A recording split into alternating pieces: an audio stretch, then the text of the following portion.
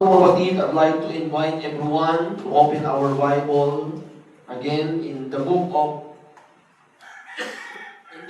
Deuteronomy. Amen. Dalawang libro po yung ating babasahin muli, mga kapatid. In the book of Deuteronomy, chapter 32, verse 4, mga kapatid.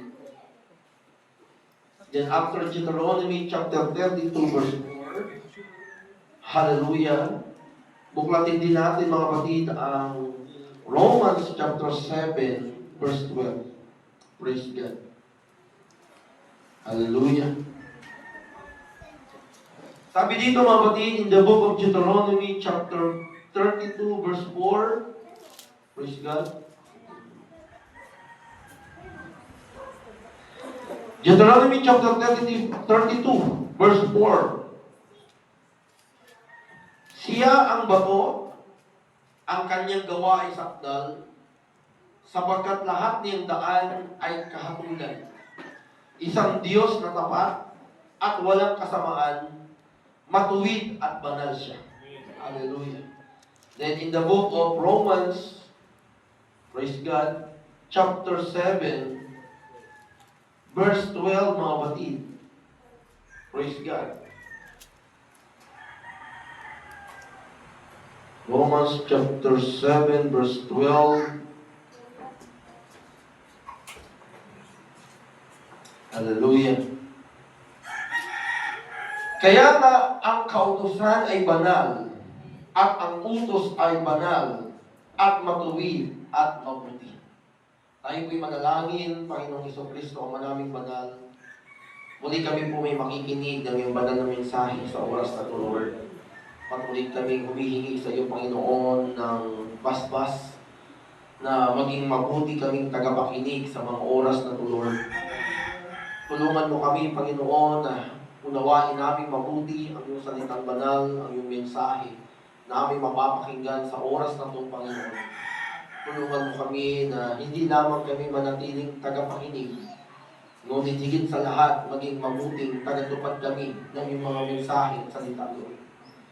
Panginoon, patuloy ko sa iyong itinataas ang bawat isa na anuman, Lord, ang mga personal prayer, Panginoon, ay patuloy kong hinihingi, Panginoon, ang kasagutan sa aming mga panalangin, ang tagumpay, Panginoon, sapagkat tunay na walang magagawa ang aming mga buhay kung wala Ikaw. At patuloy kami nagpapasalamat, Panginoon, sapagkat ang iyong kabutihan sa aming buhay, O God, ay hindi kailanman nagmamaliw, hindi ka nagbabago, Panginoon. Kaya lahat ng ito, Lord, ay patuloy namin inilalapit, itinataas na mayroong pananampalataya na may pagpasalamat, Panginoon. Inyo rin po basbasan, Panginoon, ang iyong lingkod. Gamitin mo muli ang aking buhay, Lord, sa pagdala, pangangaral ng iyong banal na salita. Basbasan mo po ang aking tinig, ang aking boses, ang aking bibig. Bigyan mo ng karunungan, Panginoon, at ang iyong lingkod na ako po'y makapangaral ng may katwiran, may kabanalan, at mayroong tagumpay, Panginoon. Ganon din po, Lord, inilalapit ko sa iyo. Patuloy, Panginoon, hallelujah, ang aming kapatid, Sister Cora, na naka-schedule, Panginoon, na siya po ay maoperahan bukas, O God. Kami po ay nananalangin sa iyo, humihingi sa iyo ng tulong at abag, na inyo pong patuloy na basbasan, lukuban sa mga kapatid. Everybody say, praise the Lord! Praise the Lord! Palakpakan muna po natin ang ating Panginoon, mga kapatid. Hallelujah! In relation to our theme for this month, God is righteous, mga kapatid. Nais ko pong ibahagi, ipangaral, mga kapatid, hallelujah, ang isang mensahe ng ating Panginoon na mayroon pong pamagat. God's law, a mirror of His righteousness. God's law, a mirror of His righteousness. Ang kautusan ng Diyos ay salamin ng Kanyang katwiran. Hallelujah. Amen? Ang kautusan ng Diyos, ang Kanyang salita, mga batid, ang Kanyang mga aral, hallelujah, na Kanya pong itinuturo po sa buhay po ng bawat isa, mga batid. Ito po, mga kapatid, ay nagsisisilbing isang salamin Isang salamin na kung saan po, mga kapatid, bagamat hindi natin nakikita, amen, ang ating Panginoong Diyos. Bagamat hindi po natin nahahawakan, hallelujah, literal ang ating Panginoon. Bagamat hindi po natin nakakausap ng mukhaan ang ating Panginoon, mga kapatid. Pero dahil po sa kanyang kautusan, dahil po sa kanyang banal na salita, mga kapatid, dito po, hallelujah, ay nakikita natin at ito po'y sumasalamin ng kanyang kabanalan at katwiran, mga kapatid. Amen? At ang kabanalan at ang katwiran ng ating Panginoon, mga kapatid, ay isa pong napakahalagang batayan na siyang dapat po nating sinusundan upang ang ating buhay po, mga kapatid, hallelujah, ay hindi lamang lumakad ayon po sa layunin ng Diyos. Hindi lamang po tayo mamuhay ayon po sa kalooban ng ating Panginoon. At hindi lamang po tayo, hallelujah, magpatuloy ayon po sa mga pangako ng ating Panginoon. Ngunit ito po ay napakalaking tulong upang tayo po ay mamuhay na mayroong kabanalan din sa harapan, hindi lamang sa harapan ng Diyos, maging sa harapan ng tao. Mamuhay tayo ng mayroong katwiran. Mamuhay tayo ayon sa moralidad. At mamuhay tayo, mga kapatid, na katanggap-tanggap, no? Sa mata ng Diyos at maging sa mata po ng tao, mga kapatid. Amen? Na tayo po, mga kapatid, bilang isang Kristiyano, bilang isang mananampalataya, mga kapatid, hindi po natin ginagawang idolo ang tao. Hindi po natin, hallelujah, iniidolo ang mga gawa ng tao. Sapagkat ang mga bagay na yan, mga kapatid, ay ito po, hallelujah, ay hindi po nakalulugod sa harapan ng ating Panginoon. Amen. Na kung meron man tayong dapat po gawing batayan, gawing modelo, at hallelujah, sundin, mga kapatid, ay walang iba kung hindi po ang salita ng ating Panginoon. Sapagkat sa pamamagitan po ng salita ng ating Panginoon, mga kapatid, dito po ay tayo nahuhubog, nahuhulma, amen? Upang tayo po ay maging isang mabuti, isang responsable, hallelujah. At bagamat walang taong perpekto, pero tayo po ay nag-aasam na maging dalisay at banal sa harapan ng ating Panginoon. Dahil kung wala po ang katwiran ng Diyos, na siyang ating pong dapat sundin, mga kapatid, batay sa kanyang salita, hallelujah, I will say it to you, mga kapatid, hindi po tayo makakapasok sa pangako ng ating Panginoon. Hindi po natin magagawang makita ng mukhaan ng Diyos. Sapagkat ang Diyos po ay banal, mga kapatid. Napagaman tayo, mga kapatid, hallelujah, sabi ng salita ng ating Panginoon, ang tao po ay makasalanan at walang nakaabot sa katwiran ng Panginoong Diyos. Yes, totoo yun. Pero sa biyaya po ng ating Panginoon, pilit niya tayo po, hallelujah, tinuturuan kung paano po tayo mamuhay na may kabanalan ayon po sa kanyang banal na salita. God is righteous. Ang Panginoong Diyos, mga kapatid, ay matuwid. Amen? God is righteous means that God always acts in a way that is perfect, just, good. Amen? Ang katwiran po ng ating Panginoon, mga kapatid, hallelujah, ito po ay nangangahulugan na ang Panginoon po ay kumikilos, ang Panginoon po ay naghahari, ang Panginoon po, mga kapatid, hallelujah, siya po'y, praise God, nangingibabaw, na ang kanya pong, praise God, ang kanya pong kalikasan, siya po mismo, mga kapatid, ay perfecto. Perfecto po ang ating Panginoon. Wala po tayong, hallelujah, sabihin natin, mabibigay na hindi maganda o masasabing hindi maganda sa ating Panginoon, mga kapatid. He is perfect. Amen? Na lahat ng bagay, maaari niya magawa kung kanyang nanaisip. Pero isang bagay po, mga kapatid, sabi nga natin, hindi niya kayang gawin na siya po ay makagawa ng kamalian. Amen. Bilang isang Diyos, mga kapatid. At yun ang dahilan kung bakit siya po ay isang Diyos na perfecto. Siya Diyos po na banal. Siya po ay Diyos na matuwid. Kaya nga po, lagi niya pong sinasabi at lagi niya pong itinuturo sa bawat tao, mga kapatid, na tayo po mga kapatid, let's aim for perfection. Amen? Let's aim for holiness mga kapatid. Why? Because God is perfect. Amen? God is just mga kapatid. Amen? Ang Panginoon po mga kapatid, hallelujah, ay, praise God, hindi po siya, kumbaga, nagtatangi. Wala pong itinatangi ang ating Panginoon. Lahat ng tao mga kapatid, hallelujah, praise God, ay Kanya pong minamahal. Kanya pong, hallelujah, pinapahalagahan. At ang Diyos po ay napakabuti. Sa lahat ng oras, sa lahat ng panahon, mga kapatid, ang Diyos po ay mabuti.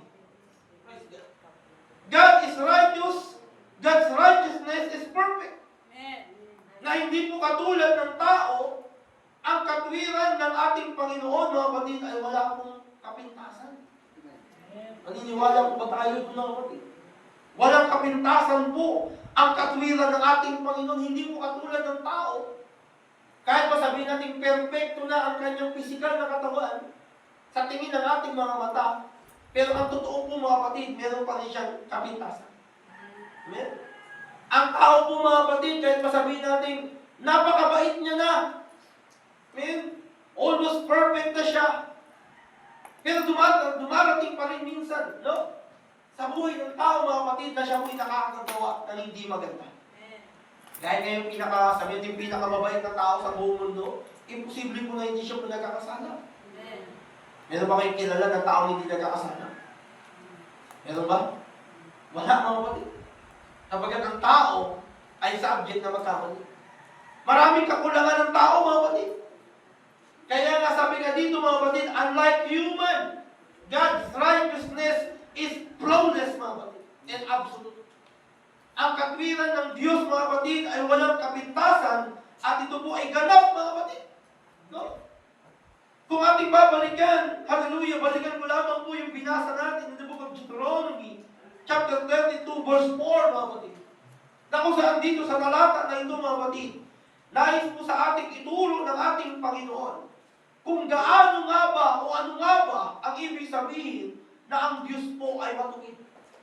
Sabi dito mga kapatid, in the book of Deuteronomy, chapter 32, verse 4, siya ang bato, ang kanyang gawa ay sakdal.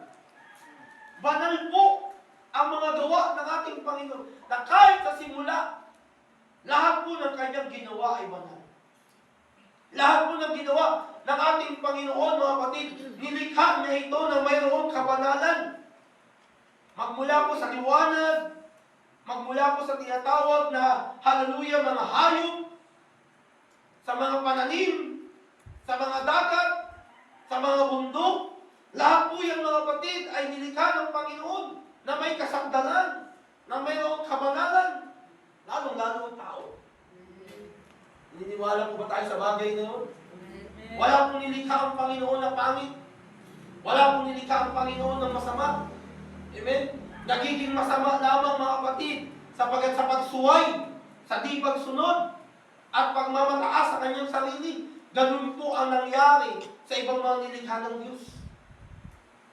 Unahin natin ang mga anghel. Nilikha ng Diyos ang mga anghel mga kapatid ng banal. Nilikha ng Diyos ang mga anghel mga kapatid na may katwiran, na may kasakdalan. Pero nung nagrebelde itong mga to sa paunguna ni Lucifer mga kapatid, hindi ba't nawala ang kabanalan? Hindi ba't nawala ang kasakdalan? Why? Dahil po sa pagiging mapagmataas. Amen? Kaya nga po ang pagiging mapagmataas, mga kapatid, kapag ang tao po mga kapatid naging mapagmataas sa harapan ng Panginoon, ang tao po nagiging rebellious sa harapan ng ating Panginoon. Amen? Hindi ka dapat magmataas sa harapan ng Panginoon. Ang dapat mong itaas, walang iba kung hindi ang Diyos. Dapat nandun lagi ang pagpapakumbaba upang manatili ang kasakdalan ng Panginoon, upang manatili ang kabanalan ng Diyos sa buhay mo, upang manatili ang pagsunod mo at pagpapakumbaba mo sa harapan ng ating Panginoon. Kaya po, huwag nating tularan, hallelujah, ang mga anghel na naging rebelde sa harapan ng Panginoon. Amen. Tingnan mo ang tao. God created man according to His image. Yung larawan ng Diyos, mga kapatid, mismo, inilagay niya sa tao, mga kapatid. Kaya yun ang sinasabi dito. Ang kanyang gawa ay sakdal. Pero ano nangyari sa tao? Hindi pa sumuhay. Anong ginawa ng tao? Di ba hindi nakinig? Anong ginawa ng tao? Nagpatokso, nagpaloko, nagpalinlang. Amen? Sa ahas, sa kaaway, mga kapatid. Sapagat ang akala nila, naniwala sila, mga kapatid, doon sa sabi-sabi. Doon sa kwento-kwento. Eh, huwag tayo maniwala sa sabi-sabi. Huwag ka maniwala sa kwento-kwento. Hanggat hindi mo nakikita na totoo, walang ebidensya, huwag ka maniniwala. Dahil doon nagsimula, mga kapatid, na nawala ang kasakdalan, nawala ang katwiran, nawala ang kabanalan, nawala ang imahe ng Diyos sa tao, mga kapatid. Dahil imbis na ang tao, si Eva at si Adan, manalig, maniwala, at manatili sa utos ng ating Panginoon. Pero anong ginawa nila? Nagpalinlang ang mga tao na ito. Amen? Nagpaloko ang mga tao, mga kapatid. Kaya doon, hallelujah, nawala ang kabanalan ng tao. Doon nalayo ang tao sa Panginoon, mga kapatid. At doon ang tao, mga kapatid, naging alipin ng kasalanan. Pero kung ating titingnan, mga kapatid, at babalikan natin ang salita ng ating Panginoon, sabi niya dito, siya ang bato, ang kanyang gawa ay sakdal. Sapagkat lahat niyang daan ay kahatulan. Isang Diyos na tapat at walang kasamaan, matuwid at banal siya. Malinaw po ang sinasabi ng salita ng Panginoon kung sino o ano ba ang Diyos, mga kapatid. Ang Diyos daw po, mga kapatid, tapat. Huwag natin iisipin ng Diyos ay hindi tapat. Siya po'y tapat, mga kapatid. Ang Diyos po ay walang kasamaan. Never po gagawa ang Panginoon ng bagay na masama, ikasisira sa buhay po ng tao, mga kapatid. Hindi po ang Diyos ang dahilan kung bakit sumasama ang buhay ng tao. Hindi po Diyos ang dahilan kung bakit sumasama ang mundo. Ang dahilan po mismo ay ang tao. Amen. Tama po ba? Amen. Bakit nasisira yung ating mundo? Bakit yung ganda ng ating kalikasan na dati po'y nung nilikha ng Panginoon, hallelujah, ay mabuti at maganda? Bakit po ito nasira? Hindi po ito nasira dahil kagawan po ng Diyos. Hindi po ito nasira dahil kagawan ng kalikasan, kagagawan po ito ng tao. Amen. Amen. Tingnan mo yung mga bundok, mga kagubatan, nakakalbo na. Hindi po yung parang ulo na pag naligo ka, bigla-bigla nalalagas ang buhok mo. Bakit nawala ang mga kagandahan ng ating kalikasan? Dahil po sa tao. Amen. Bakit po nasisira ang buhay ng tao, mga kapatid? Bakit po napapariwala ang buhay ng tao? Hindi po kasalanan ng Diyos yan. Kasalanan po ng tao yan. Tandaan po natin, mga kapatid, binigyan tayo ng Diyos ng kalayaan magdesisyon sa sarili natin. Pero nawa ang ating pagdidesisyon ay laging sumasalamin, hallelujah, sa katwiran at kabanalan ng ating Panginoon. God's righteousness is the standard. Ang katwiran daw po, ang kabanalan ng Diyos, mga kapatid, praise God. Ito daw po yung pamantayan. Yung pamantayan na dapat nating sundin, dapat nating tularan sa buhay po natin, mga kapatid. Amen? Huwag nating gawin, praise God, masyado tayong nagiging panatiko sa mga tao sa mundo. Huwag nating masyadong, hallelujah, gawin panatiko ang ating mga sarili sa mga bagay sa mundo, mga kapatid. Ang gawin nating pamantayan ng ating buhay, mga kapatid, walang iba kung hindi mismo ay ang ating Panginoong Diyos, mga kapatid. Because God's action, ang pagkilos, hallelujah, ang mga bagay na ginagawa ng ating Panginoon o mismo ang Diyos, mga kapatid, are the ultimate standard of what is right. God's action is the ultimate standard of what is right. Kung meron mang pinakapamantayan upang ang tao po ay maging mabuti, upang ang mundo ay maging perpekto, hindi po ang tao. Huwag natin gawing idolo ang tao. Masyado natin iniidolo ang tao. Nakakala mo ang tao perpekto. Masyado mong pinupuri ang tao. Nakakala mo ang tao walang kapintasan. Pero ang katotohanan, mga kapatid, ang tao, hallelujah, ay merong limitasyon. Amen. Ang tao ay imperfect, mga kapatid.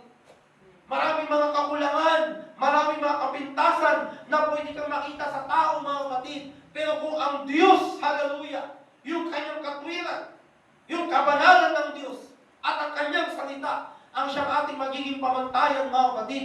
Hindi mo na kailangan maghanap pa ng tao, hallelujah, na iyong tutularan. Hindi mo na kailangan tumingin pa sa tao, mga kapatid. Tumingin ka lamang sa Panginoon. Hallelujah! Magbasa ka lamang ng salita ng Diyos. Unawain mo lamang ang kanyang salita. Pakinggan mo lamang ang kanyang salita. At yung sinasabi mong kabanalan, makikita mo sa buhay mo. Amen.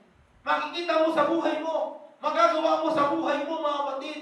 Wala nang ibang libro na pwede mong hanapin. Hindi ka na pwede pumunta ng National Bookstore para maghanap lamang ng libro ng sinasabi, how to become right. Paano magpakabuti? Paano magpakabanal? Amen? No! Sapat na po ang salita ng Panginoon. Amen.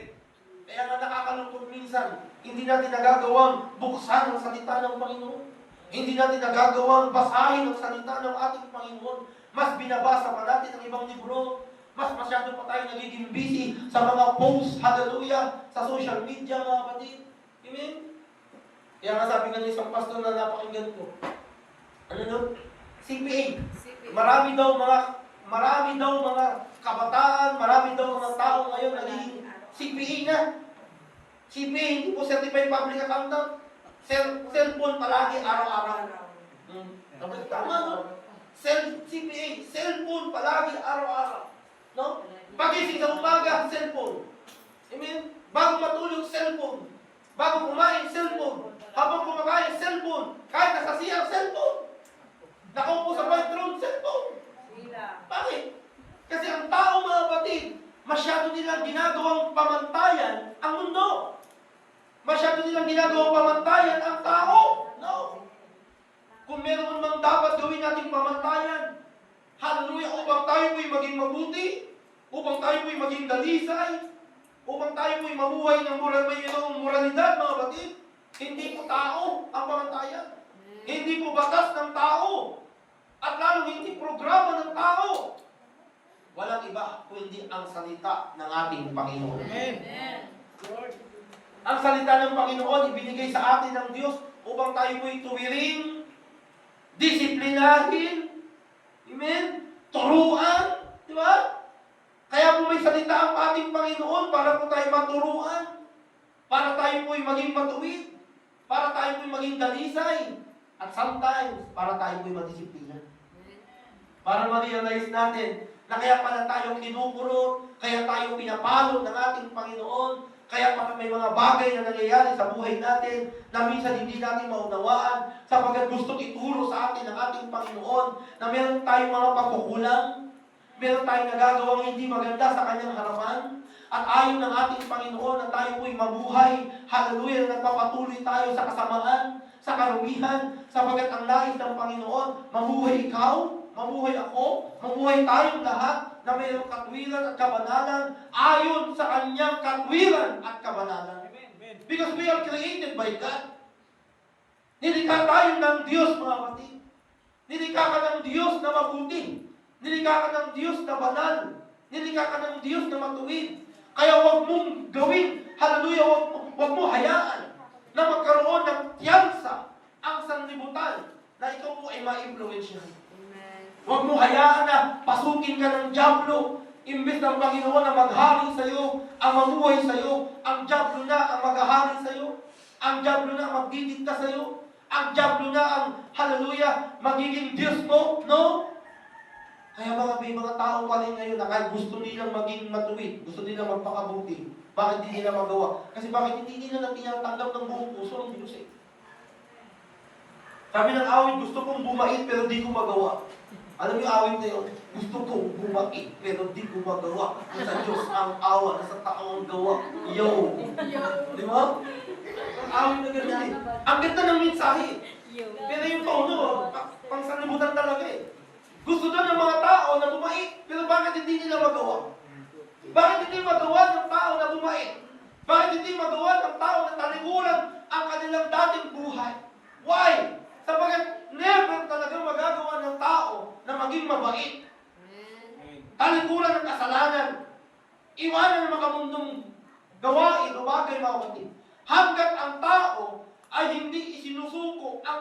mananatili sa Diyos, hindi tatanggapin ang Diyos sa buhay niya, at hindi yayakapin ang salita ng Panginoon, kapatid, kahit anong gawin mo, kahit anong lista mong New Year resolution, hindi mangyayari. Kaya tama na yung sinasabi ng iba, ang aking New Year resolution, hindi na ako gagawa ng New Year resolution. Tama lang talaga yun eh. Kasi bakit? Di ba, bago dumating ang January, ang iba siguro gumawa ng listahan.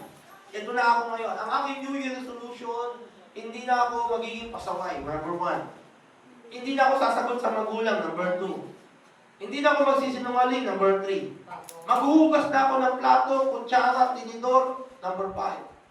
Uwi na ako ng maaga. Dami? Di ba? Ang dami. Mga siguro 12 ang yung New Year resolution. Kasi gusto mong bumait. Gusto mong bumait eh.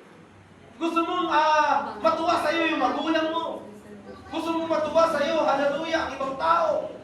Ayaw mo na maging problema ng lipunan. Ayaw mo na sakit ng ulo ng ibang tao. Kaya nililista mo, ano ba yung mga dapat kong gawin sa taong ito? Kasi sabi nga, gusto kong bumait, pero hindi ko magawa. Kaya nakakatulong daw yung paggawa ng New Year resolution para daw meron siyang batayan, meron siyang goal. Pero ang tanong, kaya mo bang panindigan yung New Year resolutions na yun? Kaya mo kayong panindigan na hindi ka na magsisinungaling? Kaya mo kayong panindigan na hindi ka na magpapasaway sa magulang mo? Kaya mo kayong panindigan na, hallelujah, magpapakabait ka na? Kaya mo kayong panindigan yun? Kaya, pastor, ilang araw? Ilang linggo?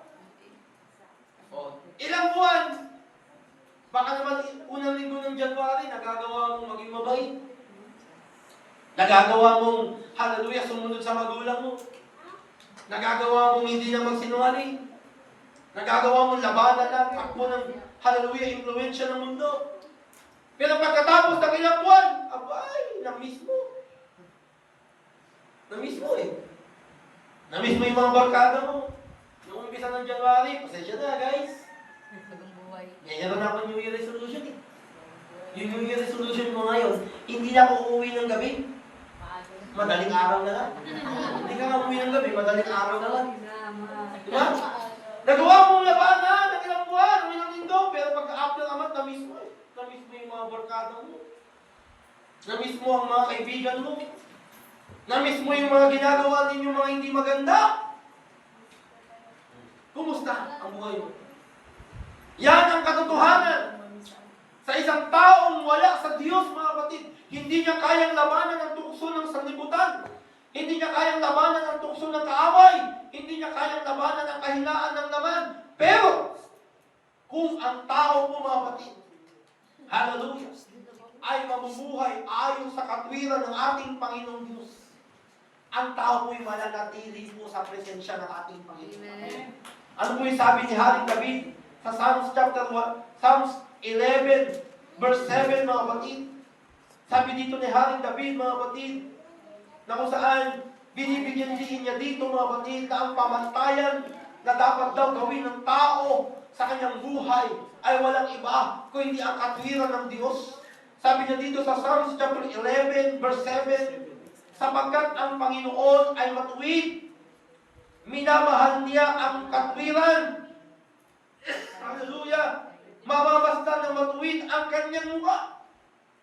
Ang Panginoon daw po, mga kapatid, matuwid. Mahal ng Panginoon ang katwiran. Kapag ang tao po, mga kapatid, namuhay ayon sa pamantayan ng katwiran ng ating Panginoon, meron pong pangako na sinasabi ang Diyos dito, mga kapatid. Magaganap sa buhay natin, mangyayari sa buhay natin, mararanasan natin sa buhay natin, mga kapatid, yung katwiran ng Panginoon, yung kanyang pag-ibig, mga kapatid. At last, mga kapatid, ito maganda. Ang sabi dito, mga kapatid, mamamasdan ng matuwid ang kanyang mukha. Wow! Mamamasdan daw po natin, makikita daw po natin ang ating Panginoon na mukhaan. Na pagkamat ang sabi ng salita ng Panginoon, hallelujah, in the book of Exodus, Walang sino man na pwede makakita sa Diyos na mukhaan at mabubuhay. Bakit? Bakit hindi natin magawa? Hindi natin pwede makita ang mukha ng Panginoon na pag nakita natin, mabubuhay pa rin tayo, no? Why? Sapagat sa kabalal-badalan ng Diyos, sa katwiran ng Diyos, mga kapatid, hindi maaaring makita ng tao na tayo po nandito pa sa laman, nandito pa tayo sa kasalanan, hindi tayo maaaring mabuhay kapag nakita natin ang mukha ng ating Panginoon. Diba? Anong nangyari kay Moises? Nung nagpakita ang Diyos sa kanya, nakita niya ba ng mukhaan ng Diyos? Di ba anong nakita lang naman ni Moises? Yung likod. Di ba? Yung likod ng Panginoon. Narinig niya ang tinig sa pamamagitan ng punong kahoy na nasusunog pero hindi natutupo. Amen? Pero lahat tayo gusto natin makita ang Diyos. Sino dito gusto makita ng mukhaan ng Diyos? Ayaw niyo, bahala kayo. Maiwan kayo dito. Amen? Ako mga kapatid, one of my ultimate goal kung bakit ako naglilingkod sa Panginoon, sapagat very curious ako, ano nga ba ang itsura talaga ng Diyos? No? Matapos kaya ang ilong ng Diyos? Maganda kaya yung mata ng Diyos? Paso nakita namin sa TV. Ang guwapo. Matamos ang ilong. Maganda ang mata. Siguro ganun talaga. No? Pero, ano kaya ang pakiramdam kapag mismo nakita natin yung ating Diyos na pinaglilingkuran na siyang dahilan? Bakit tayo nagsasakripisyo? Siya yung dahilan bakit tayo nagtitiis? Siya yung dahilan kung bakit kahit gusto na natin gumanti sa mga kaaway natin, sa mga nakaalimpusta sa atin. Pero sabi ng ating Panginoon, mahalin natin yung ating kaaway. Kaya nandun yung ating pagpipigil, nandun yung ating pagtitiis. Siya ang dahilan kung bakit nagpapatuloy tayo na naglilingkod. Ano kaya yung pakiramdam kapag makita na natin ang mukha ng Panginoon? Amen. Siguro masasabi ko sa aking sarili, wow, ito pala ang Diyos. Ang ganda pala ng Panginoon. Talaga palang banal ang Panginoon. Amen. Amen. Pero hindi natin magagawa, mga kapatid, na makita ng mukha ng ating Panginoon, praise God, kung hindi tayo mamumuhay ayon sa pamantayan ng katwiran at kabanalan ng ating Panginoon. Kaya mahirap man, nakaka-challenge man, pero kailangan natin magtiis. Kinakailangan natin magpigil. Kinakailangan natin magpatuloy. Kinakailangan natin maging matatag at matapang na kahit nandyan ang impluensya ng kaaway, tatakpan mo yung tenga mo, magbibingi-bingihan ka, sapagat ayaw mong pakinggan yung mga pangluloko, yung mga panunukso, yung mga bagay na pwedeng maikasira mo, na hindi ka makarating sa mga pangako ng ating Panginoon. Maging aral sa buhay natin yung nangyari kay Eva. Nandun, ang Diyos naglikha, gumawa ng isang garden. Alam mo yung Garden of Eden, mga kapatid, kung ating babasahin sa Bible? Yung kanyang paglalarawan. Napaka-perfect. Sobra. Bakit? Nung nilagay ng Diyos si Adan at si Eva, mga kapatid, lahat ng kanilang pangangailangan nandun na. Hindi na nila kailangan pang, hallelujah, maghanap ng iba sapagat lahat ng kanilang kailangan nandun na at libre. Hindi ka tulad sa panahon natin ngayon. Ano ba libre ngayon? Wala. Hangin. May libre pa ba ngayon? Pag pumunta ka ba sa palengke, pwede ka bang makapitas ng kamatis o sibuyas o bawang na pahingin naman ng bawang, pahingin naman ng kamatis, pahingin naman ng sibuyas. Subukan mong pumitas. May pusas ka. Oh, di ba? Pag pupunta ka ba ng tindahan, pwede mo bang sabihin sa tindero na pwede bang makahingi ng toyo at suka? O baka may tinapay ka dyan, samahan mo na ng palaman? Pumunta ka ng grocery, pumunta ka ng mall, hallelujah, kapag nagugutom ka, hindi ka pwede doon na kumuha ng pagkain, doon mo kainin, kapag nakita ka ng tinatawag na, ano tawag yung nababantay? Guardman o sino mang attendant doon, mga kapatid, sabihin mo, masarap no? Gusto mo? Hindi mo pwede gawin yun. Sabagat sa mundo walang libre. Lahat may bayad. Diba? Pati nga CR, may bayad na ngayon. 5 pesos.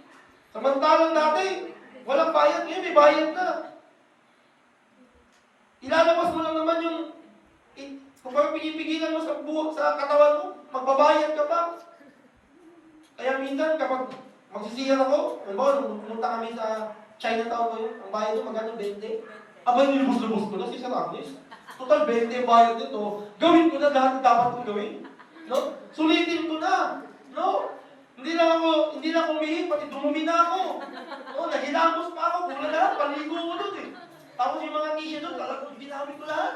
Para mapasulit lamang yung 20. Kasi wala nang libre. No? Pero nung panahon, na dinigan ng Diyos ang Garden of Eden, perfect mga kapatid. Libre. Lahat ng kailangan, ni Adan at ni Eva nandun na. Pero, nagawa pa rin nilang magtaksil sa Panginoon. Nagawa pa rin nilang magkamali at magkasala. Nagawa pa rin nilang suwahin ang utos ng Panginoon. Why? Sapagat, nandoon yung kahinaan ng laman. Nandoon yung pakikinig nila doon sa ahas. Iahas lang naman yun. Mas pinakinggan nila yung ahas, higit sa Diyos. Kaya ano nangyari sa kanila? Hindi ba pinalayas itong mga tao na ito at hindi na sila pinabalik ng ating Panginoon? Praise God!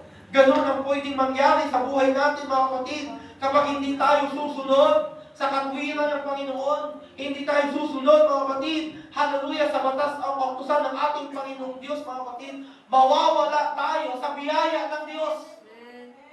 Mawawala tayo sa mga pangako ng Panginoon. Mawawalan tayo ng direksyon. Sino mo nangyari kay Eva at Adan? Matapos na sila lumabas, praise God, sa Garden of Eden, naranasan nila yung kahirapan. Naranasan nila yung paghihirap ng buhay. Amen? Naranasan ni Adan na magbungkal ng lupa. Naranasan ni Adan, hallelujah, na magtrabaho. Naranasan ni Adan na magbanat ng buto. Naranasan niya yung mga dating hindi niya dinanas sa loob ng Garden of Eden. Sa Garden of Eden, hindi niya kailangan magbungkal, hindi niya kailangan magtanim, hindi niya kailangan mag-araro. Kunting, nandiyan na, bibitasin niya na lang. Pero paglabas ng Garden of Eden, tulo pawis siya. Sakit ng katawan niya, para lang mabuhay, mga kapatid. Amen? Ganun po ang pwede mangyari kapag nawawala tayo sa presensya ng ating Panginoon. Nagkakaroon ng mga bagay na hindi maganda sa ating buhay, na akala mo minsan, okay lang, nararanasan mo yung pagpapala, amen, nagiging abundansya ka paminsan-minsan, pero tandaan mo, hindi po permanente yun. Ipaparanas, maaaring maranasan mo ang kaginhawaan. Pero darating ang tamang oras, ang tamang panahon, sisingilin ka ng ating Panginoon. Ipapaalala sa iyo ng ating Panginoon na huwag tayong maging, hallelujah, focus sa mga bagay na temporal, sa mga bagay na nilikha lamang ng Diyos. Doon tayo mag-focus at doon tayo maglingkod sa mismong lumikha ng mga bagay na yan. Walang iba kundi ang ating Panginoong Diyos. God's law is righteous. Means that God's command are expression of His perfect nature. Ang kautusan ng ating Panginoon, mga kapatid, ay matuwid. At pinapatunayan lamang nito, mga kapatid, na ang kautusan ng ating Panginoon ay siyang kapahayagan ng kanyang perpektong kalikasan at katangian. Gusto nating malaman kung gaano kabuti ang Panginoon. Gusto nating malaman kung gaano kabanal ang ating Panginoon. Gusto nating malaman kung gaano nga ba, hallelujah, katapat ang ating Panginoon, mga kapatid. Sundan mo ang kanyang salita. Basahin mo ang kanyang salita. Pakinggan mo ang salita ng ating Panginoon. At dito mo mapapatunayan. At dito mo makikita. Dito mo mabivisualize that God is just, God is good, and God is holy. Amen? Dito sa bawat, hallelujah, talata, sa bawat aklat sa Biblia, mga kapatid, maging sa iba't ibang mga pangyayari, istorya sa Biblia, mga kapatid, walang ipinapakita ang salita ng ating Panginoon na ang Diyos po ay masama. Walang ipinapakita sa salita ng ating Panginoon na ang Diyos po ay hindi mabuti. Kundi sa lahat po ng libro, sa lahat po ng mga pangyayari na nandito po sa Biblia, mga kapatid, the conclusion is, God is good, God is just, and nature of God. Ito yung kalikasan ng Diyos na gusto niyang ipakita sa tao, mga kapatid, na gusto niyang mapakinggan natin, matutunan natin, mga kapatid, na habang tayo po'y nandito pa sa lupa, sapagkat darating naman talaga ang panahon na iwanan natin ang lupang ito. Darating naman talaga ang panahon na lilisanin natin ang mundo ito. Darating naman talaga ang panahon, mga kapatid, na maging yung ating katawan na ito, hallelujah, mawawala. Babalik tayo sa alabok. Amen? And after that, what the Bible said, there is judgment. Ang akala ng iba, yung buhay natin sa lupa, ito na yung buhay. Ang tao daw kapag namatay, wala na. Pero ang katotohanan, mga kapatid, basahin natin ang salita ng Panginoon na pagkatapos ng kamatayan, mayroong pang ikalawang buhay. At yung buhay na yun, mga kapatid, it's either mabuhay ka ng walang hanggan o mamuhay ka ng walang kahanggang kaparusahan. Kung papipiliin tayo, mga kapatid, anong gusto natin? Mamuhay na walang hanggan sa presensya ng Panginoon. Makikita mo ng mukhaan ng Diyos. Baka kasama mo mismo ang Panginoon. Doon sa presensya ng Panginoon, nasabi niya sa kanyang salita, mga kapatid, wala nang kalungkutan. Wala nang kahirapan. Wala nang karamdaman. Na maging yung ating mga luha ipapawiin na ng ating Panginoon. That's the reason why nandiyan ang salita ng ating Panginoon. Na ang salita ng Panginoon ay banal. Sapagkat ang nagturo, ang utol ay banal. Ito nagiging pamantayan at hallelujah, batayan natin para makarating tayo doon sa pangako ng ating Panginoon. Huwag nating gawing idol ang mundo. Huwag nating tulangan ang mundo. Huwag nating gawing, kumbaga, parang Diyos na ang mundo. Sapagkat ang mundong ito nakatakda sa pagbunaw, sa pagwasak, mga kapatid. Ang lupa na ito, sabi ng Pedro, mga kapatid, nakatakda sa apoy.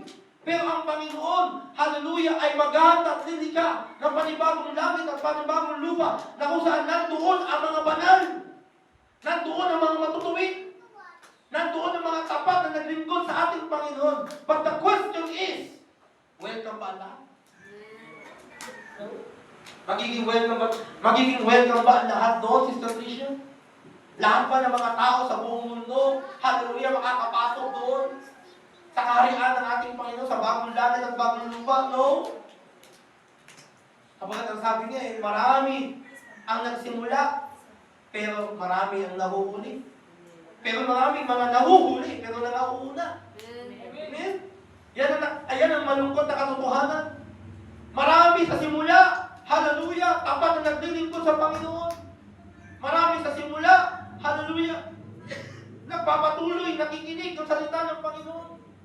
Pero nakakalungkot, maraming hindi nakakapagpatuloy. Maraming humihinto, maraming tumatalikod. Bakit? Naiinip. Ang tagal, sabi sa iba, katugay, walang Diyos na Ginooy. Ang tagal daw ng Diyos, bumalik. Ang tagal mo na naghihintay, bata pa lang ako. Sabi ng aking lolo, Apo, maglingkod ka sa Panginoon, sapagkat ang Panginoong Diyos, babalik na. Malapit na bumalik. Abay, namatay na lang si lolo. Namatay na lang si Papa. Ako na lang nagtira sa pamilya namin. Wala pa rin ang Panginoon. Sabi tuloy ng iba, kung ang Diyos hindi babalik, ay ako na lang babalik. Saan babalik ko sa mundo? Abay, ayaw ko kumpiyansa. Baka pagbalik mo doon sa sanlibutan, biglang bumalik ang Panginoon. Kawawa ka. Amen.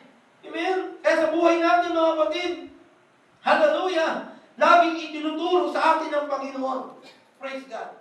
Batay sa kanyang banal na salita, mga kapatid, na hallelujah, bantayan natin ang ating mga sarili. Sabi ni Pablo sa mga taga-Tesalonica, pagsimula pa nating mabuti na sa pagbabalik, hallelujah, ng ating Panginoong Diyos, madatnan yung ating katawan, yung ating kaluluwa, yung ating espiritu na dalisay sa kanyang pagbabalik. Kaya pilitin natin maging dalisay. Pilitin natin maging matuwid. Pilitin natin maging, hallelujah, banal sa harapan ng ating Panginoon. God's law reflects His righteousness. Nakikita natin, mga kapatid, yung katwiran ng ating Panginoon, praise God, dahil mismo sa kanyang mga salita. God's nature is perfect. Therefore, His laws are perfect. Amen. Ang Panginoon, ang kanyang salita ay perfecto. Ang batas ng Diyos perfecto, Brother JP. Walang kulang. Wala ka nang hahanapin. Kung gusto mo, hallelujah, malaman ano ba yung mga dapat nating gawin para tayo makasumpong ng pangako ng ating Panginoon, para tayo maging banal, maging dalisay, para tayo makapasok sa kaharian ng ating Panginoon. Ito na yung kanyang salita. Pero ang batas ng tao, ang kautusan ng tao, tingnan mo ngayon yung pamahalaan natin, sila nag-aaway. Di ba? Yun ang nakakalungkot eh. Ang batas ng tao kulang. Ang batas ng tao, mga kapatid, hindi ganap na matuwid. At higit sa lahat, ang batas ng tao ay gawa ng tao. Hindi naman sinasabi kong lahat ng batas o kautusan ng tao hindi maganda. Pero meron diyang mga parte o bahagi sa batas ng tao, mga kapatid. Nakita-kita, may pinapaboran. Amen. Tama po ba? May pinapaboran. No? Meron, kumbaga, hindi tama. May kulang. Kaya tingnan mo ngayon, minsan, yung kriminal nakagawa na ng kasalanan, nakagawa na ng pagkakamali, na dapat ay maparusahan, pero nababawalang sala pa. Amen? Nababawalan pa ng sala. Bakit? May loopholes sa batas ng tao. May kulang sa batas ng tao. At ang nakakalungkot, kung sino pa yung mga nagsulat, kung sino pa yung mga gumawa, sila pa yung mga pasaway. Sila pa yung mga gumagawa ng kasalanan. Amen? Pero hindi ganon ang salita ng ating Panginoon. Ang kautusan ng Panginoon, kung ating babasahin, mga batid, hallelujah, from Old Testament, mga batid, up to New Testament, mga batid, dito natin makikita, hallelujah, yung magandang plano, yung magandang disenyo ng ating Panginoon. Amen? Kung ating babalikan natin, for example, yung Ten Commandments, amen, na ibinigay ng ating Panginoon, yung 10 utos mula kay Moises, mga kapatid, sa paggusto ng ating Panginoon na ang tao, mga kapatid, ay maging matuwid sa kanyang harapan. Gusto ng ating Panginoon na makita ng tao na kung meron ng dapat paglingkuran, walang iba kundi ang Diyos lamang. Gusto ng ating Panginoon na ang tao ay mamuhay na may moralidad. Malayo sa kasamaan ng mundo. Sabi ng utos ng ating Panginoon, huwag kayong magkaroon ng ibang Diyos maliban sa akin. Because I am a jealous God. Totoo naman talaga. Kung meron man tayong dapat sambahin, paglingkuran, walang iba kundi ang Diyos. Na bagamat hindi natin siya nakikita, pero yung kanyang biyaya at kanyang presensya, madarama mo araw-araw. Kaya nung dahilan para hindi ka maglilingkod sa Panginoon. Sabi niya, I'm a jealous God. Totoo naman talaga. Dapat lang naman talagang magselos ang Panginoon. Why? Binibigyan mo ng halaga, hallelujah, ang ibang tao. Binibigyan mo halaga ang sarili mo. Binibigyan mo halaga ang mundo. Pero hindi mo binibigyan halaga ang Diyos na siya naglikha sa iyo. Ang tanong, matuwid kaya yun? Tama kaya yun? Amen? Sinasamba mo yung mga bagay na nilikha lamang ng tao. Amen? Ninuyukuran mo ang mga bagay na nilikha lamang ng tao. Pero yung Diyos na siya mismo nagbigay sa iyo ng buhay, ng lakas, hindi mo magawang palakpakan, hindi mo magawang awitan, hindi mo magawang sambahin. Matuwid kaya yun? Nagiging busy ka, praise God, sa mga aktibidades, sa mga okasyon, sa ibang araw, mga kapatid. Pero yung araw ng Panginoon, yung araw ng pagpupuri, yung araw ng pagsamba, hindi mo nagagawa. Why? Sabagat hindi mo inuunawa ang salita ng ating Panginoon. Sabi ng salita ng Panginoon, children, obey their parents in the Lord, for this is right, for this is the first commandment that has promised. Pero nakakalungkot, maraming mga kabataan ngayon, nakalimutan ang salita ng ating Panginoon. Sabi pa na iba, hindi mo namin alam eh. Meron palang utos ang Diyos na gano'n. Tingnan mo yung mga kabataan ngayon. Sad to say, maraming kabataan, hallelujah, nawawala na ng respeto sa kanilang magulang. Nawawala na ng pag-ibig sa kanilang magulang. Sweet lang kapag may hinihingi Magpapabili ng sapatos na bago, sweet. Magpapabili ng bagong cellphone, sweet. Mangingi ng pera para sa field trip, sweet. Pero pag wala na, hindi mo na mautusan. Tawagin mo, nagbibigay-bigihan. Nagbubulag-bulagan. Kapatid, hindi iyan ang kalooban ng Panginoon. Ang sabi ng salita ng Panginoon, mahalin mo ang iyong magulang. Sapagkat ito'y sa Panginoon. At ito yung unang utos na may pangako. Ano yung pangako na yun? Yung buhay na walang hanggan. Tingnan mo yung mga tao sa Biblia, sa Old Testament, ang haba ng buhay nila. Totoo po yun. Ang haba ng mga buhay ng mga tao doon. Bakit? Nandun kasi yung pagtalima ng mga tao sa utos ng Panginoon eh.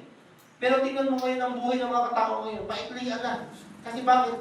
Hindi nasusunod ang utos ng Panginoon. Sabi ng utos ng Panginoon, huwag kang magnakaw. Huwag kang pumatay. Huwag kang mangalunya. Huwag mong pag-interesan ang ari-arian ng iyong kapwa. Huwag mong pag-interesan ang asawa ng iyong kapwa. Aba ngayon, ang tao, hallelujah, para nagiging libangan na lang ang paggawa ng kasalanan. Hindi namin nakakalungkot na balita ngayon. Parang ang mga tao ngayon, pumapatay nila, parang akala mo, pinapatay nila ibon. Ipis. Pero na ako napanood kagabi, habang nagpapahinga ako, yung isang nag-FB live, nag-FB live siya. Oh, abay, habang nag-FB live, binaril. Yung naka-live, binaril siya. Kala mo para lang nakapenga ng ibon. Para lang bumaril ng tinatawag kalarawan. Why? Sabi nga ng salita ng Panginoon, ang mundo daw pasama na ng pasama. Bakit ang mundo pasama ng pasama? Anong dahilan bakit pasama ng pasama ang mundo? Kasi bakit may mga tao ngayon, mga kapatid, hindi na nabibigyang halaga ang pakikinig ng salita ng Panginoon. Hindi na nila nabibigyang halaga, praise God, ang pananampalataya at pagsunod sa ating Panginoon. Dahil wala nang pagpapahalaga sa salita ng Panginoon, wala nang pagpapahalaga sa pagsunod sa ating Panginoon. Marami mga tao ngayon namumuhay na sa kasamaan. Namumuhay na wala na sa katwiran. Wala nang konsensya ang maraming mga tao ngayon. Akala nila yung kanilang ginagawa ay tama. Akala nila mabuti. Akala nila okay lang. Pero ang katotohanan, maaaring nagawa mo ngayon, hindi ka sinisigil ng ating Panginoon. Pero mayroong tamang panahon. May tamang pagkakataon ng lahat ng ating mga kamalian. Tayo po'y magbibigay sulit sa harapan po ng ating Panginoon. Lahat tayo magbibigay tayo ng sulit sa harapan ng ating Panginoon. Lahat ng ating ginagawa, mga kapatid, mabuti man o masama, lahat yan, nakarecord yan, nakalista yan sa ating Panginoon. Amen? Yung ating ginagawa ngayon, mga kapatid, hallelujah, praise God, na kahit tayong pagod sa isang linggong pagtatrabaho. Sabi nga ni Brother Toto, ang sarap ng pahinga niya. Kahapon, sana all nakapagpahinga. Dami kong ginagawa sa sobrang busy, hindi ko na magawa. Eh dahil kahapon, bakante, o di nakagawa ko ng hanging cabinet. Wow. Na yung hanging cabinet na yun, libre si Sir Agnes. Kasi bakit? Galing sa Kanakan. Kaya, tanggap kayo. Kasi kapag nakita ko na pwede pang gamitin, hindi ko natapon yan. Gamitin ko sa bahay yan. Bibili ka pa ba? Eh maganda pa naman. Di ba? Hallelujah. Itong ginagawa natin, mga kapatid. Na dapat magpapahinga ka kasi pagod na pagod ka. Magpapahinga ka. Bakit? Kasi bakit? Nangihina ang katawan mo, may karamdaman ka, may sakit ka. Masakit ang likod mo, masakit ang kasuwa-suwan mo, sinisip mo ng ulo, sinisip mo ng ilong mo, masakit ang ulo mo, inuubo ka. Ang sarap ka na magpahinga. Pero hindi mo iniisip yun na kahit yung pagod yung ating katawan, dahil ginagawa natin ito hindi dahil sa tao. Nandito tayo hindi dahil gusto mo makita si sister, hindi dahil gusto mo makita si brother, o dahil gusto mo lamang magpa-electric pa na libre. No! Nandito tayo sapagkat ito yung ating pangako sa ating Panginoon. Sapagkat nauunawaan natin, mga kapatid, ang kanyang salita, mga kapatid, praise God, ay matuwid at walang mali sa mga utos ng ating Panginoon. At itong pagsunod natin na ito'y mabuting gawa sa harapan ng ating Panginoon na mayroong magandang pagpapala na ihahanda ang Panginoon sa buhay natin, mga kapatid. Mayroong magandang pagpapala na darating pagsunod natin sa katwiran, sa batas ng ating Panginoon, meron itong pagpapala.